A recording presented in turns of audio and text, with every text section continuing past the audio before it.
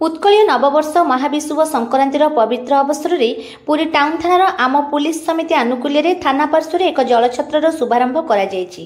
प्रचंड ग्रीष्म प्रवाह समय पथचारी विशेषकर बाहर आसथिबा यात्री और भक्तों शीतल पानीय जल जोगाइबा लक्ष्य आयोजित यह मानववादी कार्यक्रम को पुरी जिला आरक्षी अधीक्षक विनीत अग्रवाल आनुष्ठानिक भाव उद्घाटन करथिले। एही अवसर में अतिरिक्त एसपी विष्णु बिहारी पति आम पुलिस समितिर किछि सदस्य उपस्थित थिले। टाउन थानार भारप्राप्त निरीक्षक गोकुल रंजन दास नेतृत्व में और थानार समस्त ऑफिसर और स्टाफ सहयोग में समस्त व्यवस्थार आयोजन करा जायछि।